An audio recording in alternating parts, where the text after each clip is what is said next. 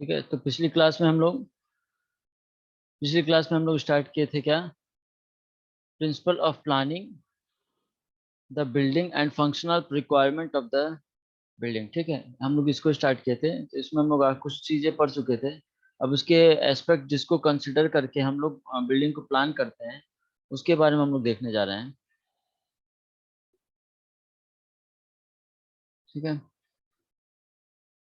तो ये सारे रूल्स हैं, कुछ रूल्स और प्रिंसिपल्स हैं जिसके बेसिक जिसको हम कंसिडर करके हम लोग बिल्डिंग की प्लानिंग करते हैं। ठीक है, मेनली जो बिल्डिंग प्लानिंग का काम होता है वो आर्किटेक्चर का काम होता है। लेकिन क्या होता है कि एक सिविल इंजीनियरिंग को भी एक आइडिया होना चाहिए कि ये किस तरीके से होता है, या क्या उसमें क्या रूल्स या क्या प्रिंसिपल्स होते हैं जिसको कंसिडर करके हम लोग क्या बिल्डिंग की प्लानिंग करते हैं।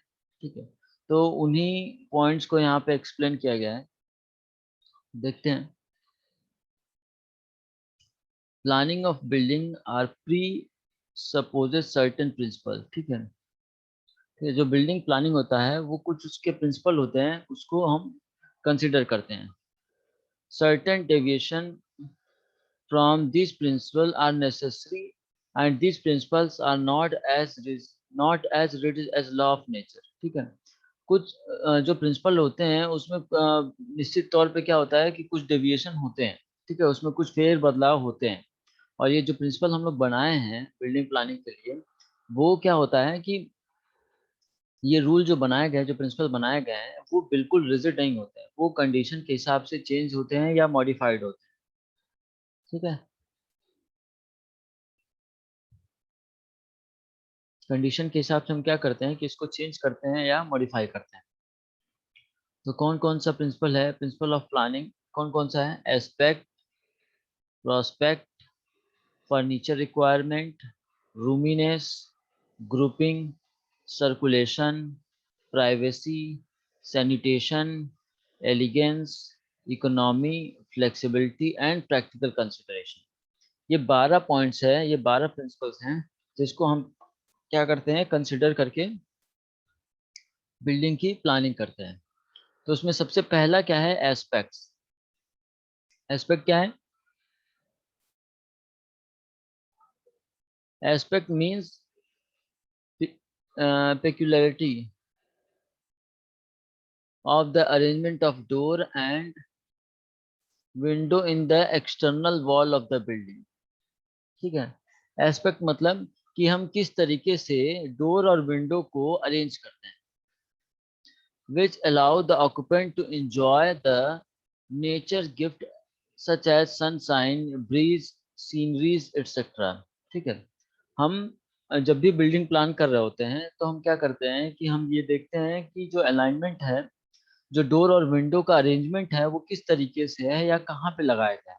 ठीक है, ये जो डोर और विंडो का अरेंजमेंट है वो इस तरीके से होना चाहिए ताकि जो ऑक्यूपेंट हैं, जो रहने वाले इस बिल्डिंग में रहने वाले लोग हैं, वो ने, नेचर को अच्छे से एंजॉय कर पाए या नेचुरल ब्यूटी को अच्छे से एंजॉय कर पाए। जैसे सनसाइन हो गया, ब्रीज हो गया, कोई नेचुरल सीनरी हो गया, वो इस तरीके से हम डोर या विंडो को अरेंज करें ताकि ये चीजें जो हैं वो ऑक्यूपेंट के लिए एक अच्छा अपीयरेंस दे। ठीक है, एक अच्छा फीलिंग दे, एक वहां पे रहने के लिए एक एंजॉयमेंट एटमॉस्फेयर क्रिएट करे। ठीक है, एस्पेक्ट प्रोवाइड कन्फ्रंट, अच्छा, aspect provides comfort and it's important from the hygiene point of view as well. ठीक है, जो एस्पेक्ट हम लोग कंसिडर कर रहे हैं वो बिल्डिंग में रहने वाले लोगों के लिए कंफर्ट प्रोवाइड करता है, और मोस्ट इम्पॉर्टेंट क्या कि हाइजीन के पॉइंट ऑफ व्यू से भी ये इम्पॉर्टेंट होता है। इम्पॉर्टेंट इन इसलिए होता है कि अगर हम क्या करें कि अगर बिल्डिंग का अरेंजमेंट जो है वो प्रॉपर ढंग से नहीं किया गया है, तो फिर क्या होगा कि प्रॉपर वेंटिलेशन जो है वो रूम में नहीं हो पाएगा, और मॉइस्चर अगर रूम में रहेगा या कोई ऐसा प्रॉब्लम जो रूम में रह जाएगा, उससे क्या होगा कि हाइजीन जो है वो रूम का डिस्टर्ब होगा। इसलिए हम क्या करते हैं कि रूम को इस तरीके से अरेंज किया जाए, और डोर या विंडो या ये सारे एस्पेक्ट जो है वो इस तरीके से अरेंज किए जाएं ताकि एक हाइजीन जो है वो बिल्डिंग में मेंटेन रहे। A room receiving the light and air from a particular direction is said to have aspect of the direction. ठीक है, कोई रूम है उसमें एक किसी पर्टिकुलर डायरेक्शन से लाइट और एयर आ रहा है तो उसे क्या कहेंगे कि इसे कहेंगे एस्पेक्ट ऑफ द डायरेक्शन. ठीक है. The living room should have southern और साउथ ईस्ट एस्पेक्ट. ठीक है, जो लिविंग रूम है उसमें क्या होना चाहिए, जो एस्पेक्ट होना चाहिए वो किस तरीके से होना चाहिए, साउदर्न या साउथ ईस्ट एस्पेक्ट होना चाहिए. फिर क्या है, the sun is toward south during cooler days and the living room with south aspect will be benefited by the sunshine when it is desired in winter and obviate automatically during summer as the sun would be in the northern side overhead or high altitude towards south. ठीक है, तो जो south east या southern aspect रहने का क्या फायदा होगा अगर बिल्डिंग में हम साउथ ईस्ट या साउदर्न एस्पेक्ट रखते हैं. तो हमको ये पता है कि जब विंटर का समय समय आता है विंटर के टाइम में तो जो सन है वो साउथ को फेस करता है. ठीक है, जिससे क्या होता है कि अगर हम साउथ ईस्ट या साउदर्न एस्पेक्ट रखेंगे तो विंटर में लिविंग रूम में क्या होगा कि ज्यादा टाइम तक जो है वो सनशाइन रहेगा. ठीक है, सनलाइट जो है वो लिविंग रूम में ज्यादा टाइम तक रहेगा जिससे क्या होगा कि हमको विंटर में एक बेनिफिट मिलेगा और लिविंग रूम जो है वो उतना विंटर में उसको ज्यादा ठंडा होने से या उसका टेम्परेचर ज्यादा डाउन होने से बचाएगा. ठीक है, और अगर इसी का उल्टा बात करें तो समर में क्या होगा कि समर में जो सन होगा वो नॉर्थ फेसिंग होगा और जिससे क्या होगा कि ये ऑटोमेटिकली जो है समर में सनलाइट जो है वो रूम में ज्यादा नहीं आएगा क्योंकि हमारा एस्पेक्ट जो है वो साउदर्न या साउथ ईस्ट की तरफ है. ठीक है, साउथ या साउथ ईस्ट की तरफ है तो क्या होगा कि समर में जो है वो लाइट जो है वो रूम में नहीं आएगा. ठीक है, और उसका एल्टीट्यूड सन का एल्टीट्यूड भी डिफर करता है. ठीक है, जिसकी वजह से क्या होगा कि समर में जो है वो सनलाइट जो है वो रूम में लिविंग रूम में नहीं आएगा. ठीक है, तो ये एडवांटेज है ये बिल्डिंग प्लानिंग का ये एस्पेक्ट जो है वो एक एडवांटेज है. All the bedroom should have west और south west aspect as the breeze required particularly in summer would prevail from this side. ठीक है, और जो बेडरूम हो वो किस डायरेक्शन में हो, वेस्ट और साउथ वेस्ट एस्पेक्ट हो उसका. ठीक है, जिससे क्या होगा कि जो ब्रीजिंग होगा वो समर में होगा और उसका जो एडवांटेज होगा वो हमको मिलेगा. Aspect is actually positioning of the room in a building in such a way that occupant would enjoy the natural comfort to the maximum possible extent. ठीक है, तो एस्पेक्ट का सबसे ज्यादा इम्पोर्टेंट क्या है यहाँ पे कि हम बिल्डिंग में जो अरेंजमेंट कर रहे हैं बेडरूम का लिविंग रूम का किचन का. ठीक है, वो इस तरीके से अरेंज करें कि ताकि जो ऑक्यूपेंट उसमें रहने वाले लोग हैं वो नेचुरल ब्यूटी को या नेचुरल एस्पेक्ट को नेचुरल एनवायरनमेंट को अच्छे से एंजॉय कर पाए.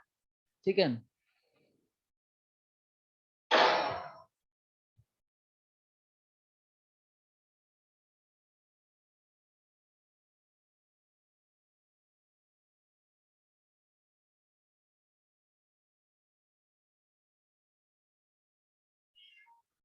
ठीक है,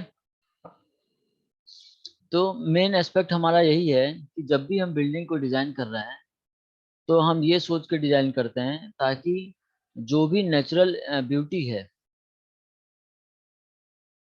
जो भी नेचुरल ब्यूटी है या जो नेचुरल क्लाइमेट है वो बिल्डिंग में रहने वाले लोग जो है वो अच्छे से एंजॉय कर पाए।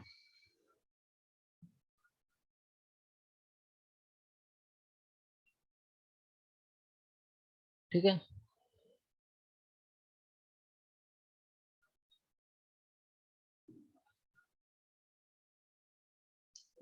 फिर नेक्स्ट क्या है?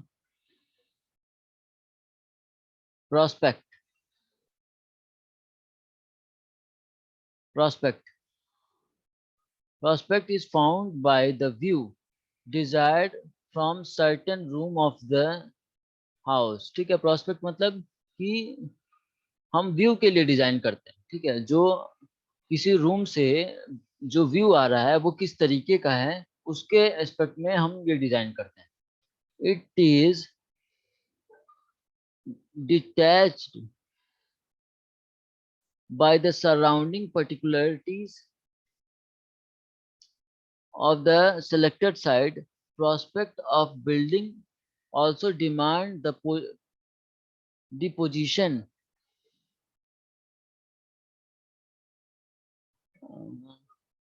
disposition of room window like aspect. But prospect also means both relevant of some notable, pleasant and redeeming features and concealment। Yeah,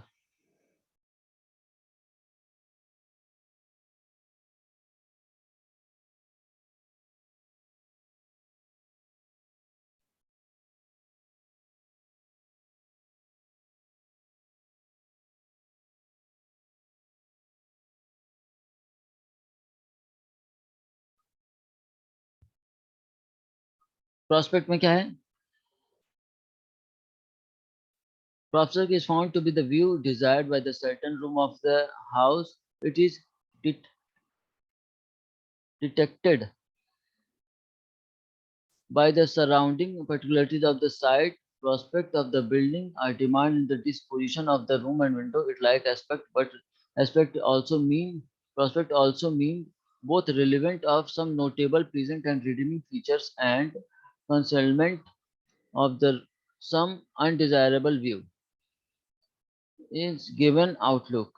A blind face or bay window opening or side would help the concealment of certain inside videos of the building। ठीक है, तो इसमें क्या है, ये भी एक तरीके का एस्पेक्ट ही है, लेकिन इसमें क्या हम कंसिडर करते हैं, इसमें दोनों चीज जैसे प्लीजिंग अपीयरेंस और सम नोटेबल चीज जैसे रिडीमिंग फीचर्स को हम कंसिडर करते हैं। इसमें भी हम डोर विंडो के अरेंजमेंट को हम कंसिडर करते हैं, लेकिन इसके बाद भी हम क्या करते हैं, कुछ नोटेबल चीजों को भी हम कंसिडर करते हैं, ताकि जो प्लीजिंग अपीयरेंस है, जो अपीयरेंस है वो भी अच्छा रहे।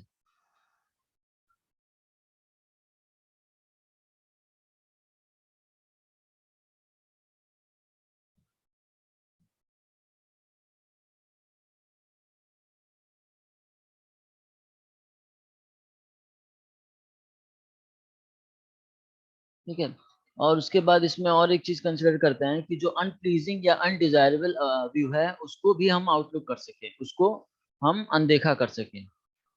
ठीक है, तो हम क्या करते हैं कि प्रोस्पेक्ट में हम दोनों चीज कंसिडर करते हैं, उसमें रूम के अलाइनमेंट को, उसके अरेंजमेंट को, डोर और विंडो के अरेंजमेंट को भी देखते हैं, और जो नोटेबल या जो प्लीजिंग चीजें हैं उसको हम कंसिडर करते हैं। और दूसरी बात ये भी है कि जो अनडिजायरेबल चीजें हैं, ठीक है, वो हम कंसिडर करते हैं कि वो हमारे व्यू से दूर रहे।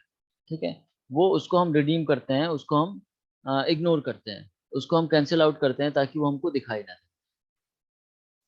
फिर नेक्स्ट क्या है?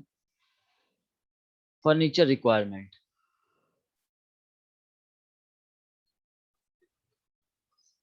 Furniture is functional requirement of the room. Living room, drawing room, kitchen, classroom, laboratory, operation, theater, office etcetera. ठीक है, जो फर्नीचर होता है वो एक फंक्शनल, एक बेसिक रिक्वायरमेंट होता है हर जगह के। ठीक है, चाहे वो क्लासरूम हो, लिविंग रूम हो, किचन हो, लेबोरेटरी हो, ऑपरेशन थिएटर हो, ऑफिस हो, कोई भी जगह हो, फर्नीचर जो है वो एक इसेंशियल पार्ट माना जाता है, एक फंक्शनल रिक्वायरमेंट माना जाता है किसी भी रूम का या किसी भी प्लेस का।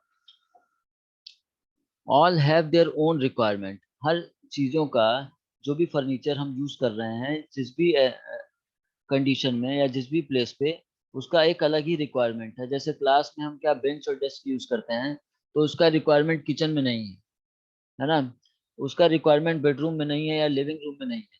तो जो भी चीज़ें, जो भी फर्नीचर हम यूज़ कर रहे हैं, वो अपने प्लेस के हिसाब से उसका इम्पोर्टेंस है और उसकी फंक्शनैलिटी है। ठीक है, कि कौन सा चीज़ जो है वो कहाँ पे सुटेबल है या उसका रिक्वायरमेंट कहाँ पे है, उसका जो फंक्शनल है वो सबसे ज़्यादा इम्पोर्टेंस कहाँ रखता है। There is no hard and fast rule so as to decide the furniture requirement for a particular room। ठीक है, किसी भी रूम के लिए कोई हार्ड एंड फास्ट रूल नहीं है कि इस रूम में यही चीजें, फर्नीचर का यही चीज जो है वो होगा, जरूरी है। ठीक है, कोई भी रूम हो, कोई वहाँ पे हार्ड एंड फास्ट रूल नहीं है कि वहाँ पे यही चीज जो है वो यूज किया जाएगा। ठीक है, फर्नीचर का कोई हार्ड एंड फास्ट रूल नहीं है, but it should be adequate to accommodate the normal needs of the maximum number of person who can use a dwelling without overcrowding। ठीक है, लेकिन हम क्या देखते हैं कि जो भी एकोमोडेशन है, जो भी नॉर्मल नीड्स हैं उस बिल्डिंग में या जो लोग उसमें रह रहे हैं, वो उनके रिक्वायरमेंट को फुलफिल करें। ठीक है, हम उसको एडिक्वेटली फुलफिल करें, हम वही चीज जो है फर्नीचर का यूज करते हैं, फर्नीचर में वही चीज यूज कर सकते हैं।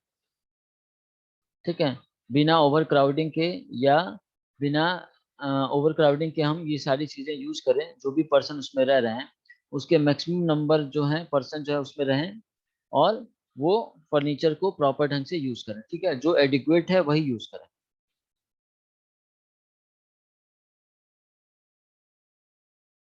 Right designing a building is better to prepare a sketch plan. ठीक है, अब क्या है कि बेटर डिजाइनिंग के लिए हम क्या करें कि एक स्केच प्लान जो है वो डिजाइन करें। बेटर डिजाइनिंग के लिए क्या करें कि हम एक स्केच प्लान जो है वो डिजाइन करें।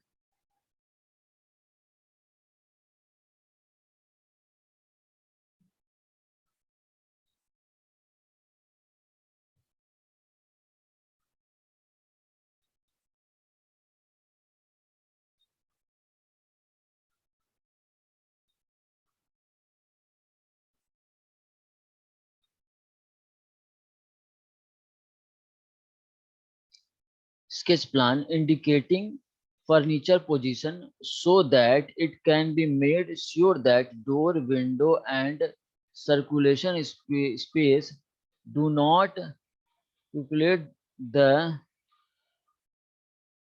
preclude the spacing of the sufficient number of pieces. In such plan, position of the bed, heavy furniture pieces such as sofa, cupboards, chest of the drawer, etc. should be shown। ठीक है, अब हम क्या करें कि जब हम sketch plan design करें तो उसमें फर्नीचर की पोजीशन को भी डिसाइड करें या फर्नीचर की पोजीशन को बताएं कि ये कहाँ पे रहेगा। ठीक है, अब इसमें हम क्या देखते हैं फर्नीचर में कि डोर, विंडो कहाँ पे है, उसके हिसाब से जो बेड है वो कहाँ अरेंज होगा। ठीक है, सोफा कहाँ अरेंज होगा या जो कपबोर्ड है या ड्रॉअर है वो कहाँ पे अरेंज किया जाए, ताकि जो स्पेस है, जो सर्कुलेशन स्पेस है वो प्रॉपर हमको मिले। ठीक है, और जो उसमें रहने वाले लोग हैं उस सारी चीज़ों को अच्छे से यूज़ कर पाएँ। ठीक है, प्रॉपर ढंग से यूज़ कर पाएँ। इस वजह से हम क्या करते हैं कि एक स्केच प्लान डिज़ाइन करते हैं, जिसमें हम क्या करते हैं, सारे फर्नीचर के पोजीशन को इंडिकेट करके दिखाते हैं कि ये फर्नीचर की जो पोजीशन, ये जो फर्नीचर है वो कहाँ पे रहेगा और उसका अरेंजमेंट किस तरीके से होगा। डोर, विंडो के साथ साथ जितने भी फर्नीचर हैं, जैसे सोफा, बेड और ड्रावर, कपबोर्ड, ये सारे चीज जो हैं वो किस तरीके से अरेंज होंगे इस प्लान में हम लोग दिखाते हैं।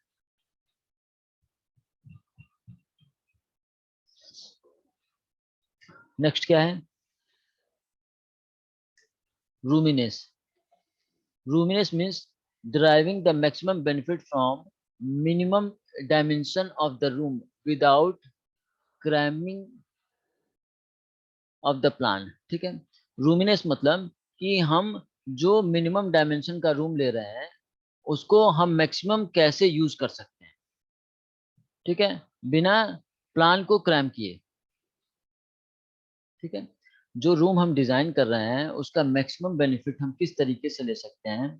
ठीक है, उसके मिनिमम डायमेंशन पे हम मैक्सिमम बेनिफिट उसका कैसे ले सकते हैं, इसी को कहते हैं रूमिनेस.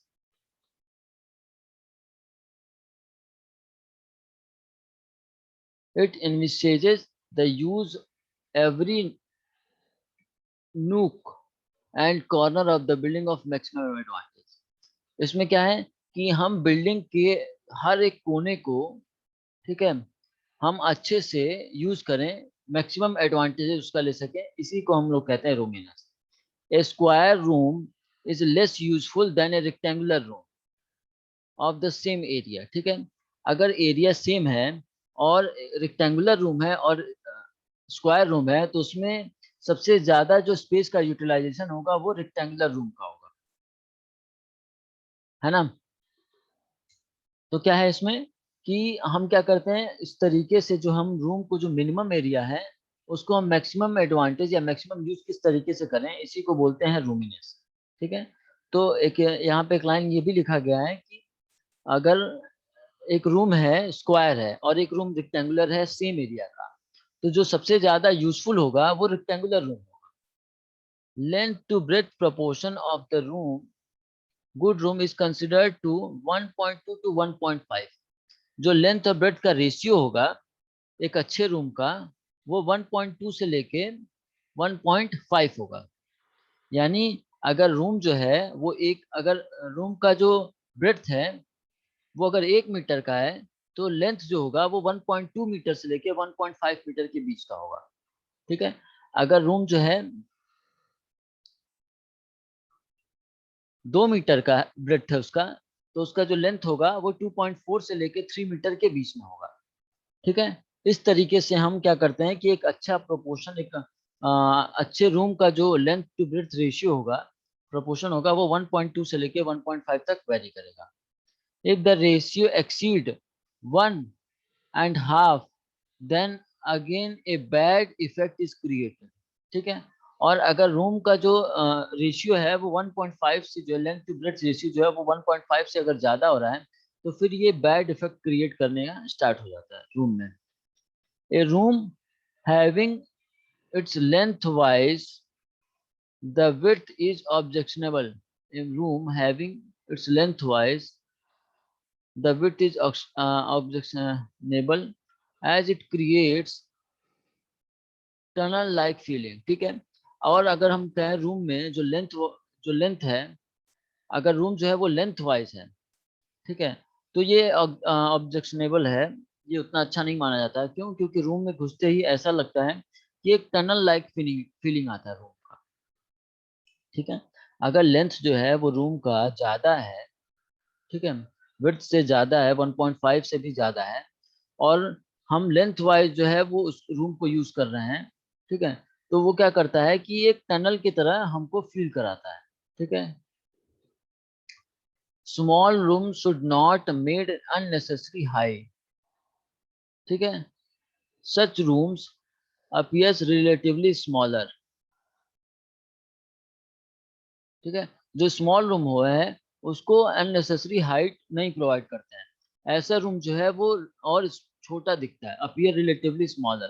ठीक है, disposition of door, window, cupboards etcetera also affect the roominess. ठीक है, अगर हम डोर, विंडो, कपबोर्ड का जितने भी फर्नीचर हैं अगर उसका अरेंजमेंट जो है वो सही से नहीं है, अगर उसका अरेंजमेंट जो है वो सही नहीं है तो वो रूमीनेस को इफेक्ट करता है. ठीक है, फिर नेक्स्ट क्या है, grouping. Grouping means setting different room of a building according to the inter relationship. ठीक है, ग्रुपिंग मतलब कि हम डिफरेंट बिल्डिंग के डिफरेंट डिफरेंट रूम को किस तरीके से अरेंज करें ताकि उनके बीच का जो इंटर रिलेशनशिप है, मतलब जो रिलेशन है वो बना रहे। मतलब कि कहाँ बेडरूम रहेगा, कहाँ किचन रहेगा, और कितना बेडरूम किस साइड रहेगा, लिविंग रूम कहाँ पे रहेगा, इसका अरेंजमेंट जो है यही कहता है grouping. The room are arranged in the layout in proper correlation of their functional and is proximity with each other। ठीक है, तो रूम जो है वो इस तरीके से अरेंज किया जाए, उसका लेआउट जो है वो करेक्ट फंक्शनल हो ताकि उसको अच्छे से इस्तेमाल किया जा सके। फॉर इंस्टेंट एक एग्जांपल है, in a residential building dining room should not be close to kitchen, should be close to kitchen. ठीक है, जो डाइनिंग रूम है वो किचन के क्लोज होना चाहिए।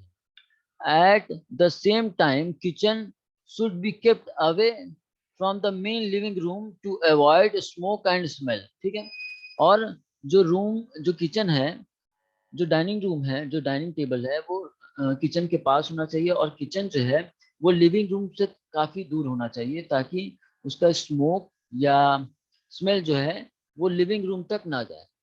Main bedroom should be located that there is an independent separate access from each room toward the sanitary unit